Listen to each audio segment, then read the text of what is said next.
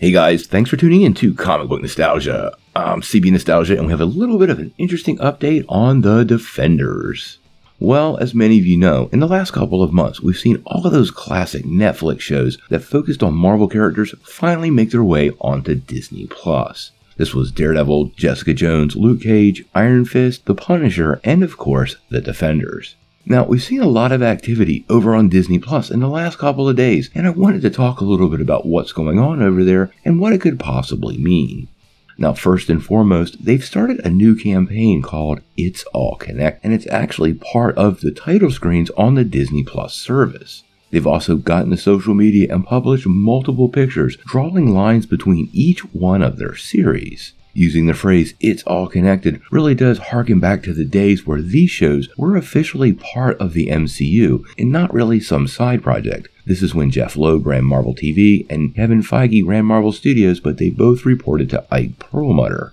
This does kind of suggest to me Marvel may be returning to that position that they once held in the past. How they'll canonize these shows is still fairly unclear to me, but it is a pretty interesting move. Now, one of the other changes was to Jessica Jones. And now on Disney Plus, Jessica Jones is no longer called Jessica Jones. It's going to be called AKA Jessica Jones.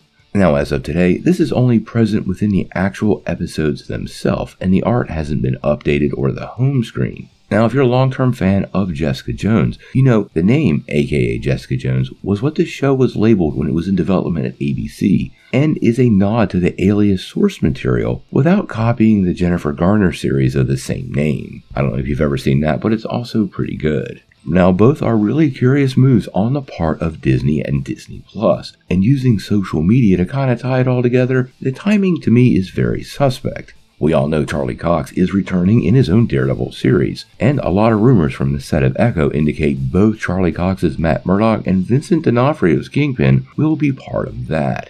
We've also been getting some recent rumors about the return of Kristen Ritter. We did a story on that about a week ago, and I find all these changes timed with that story pretty interesting.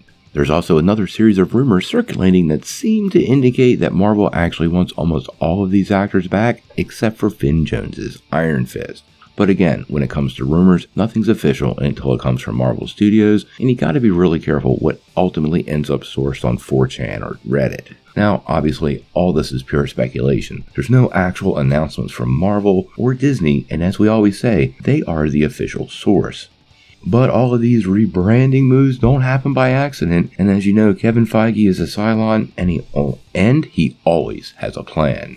Now, we're going to keep following all these Defenders characters, and their return into the MCU. If you're a fan of those characters, make sure you hit that like and subscribe, and don't miss any of the stories. But until we know more, what do you guys think? Do you think the It's All Connected seems to indicate a return to the classic position Marvel had with these shows? And what do you think of rebranding and renaming the Jessica Jones show on Disney Plus? As long as they don't edit it for content, I'm perfectly okay. But tell me what you think in the comments below. If you like this video, make sure you hit like, click subscribe, and if you don't ring that bell, you won't get any updates. Peace.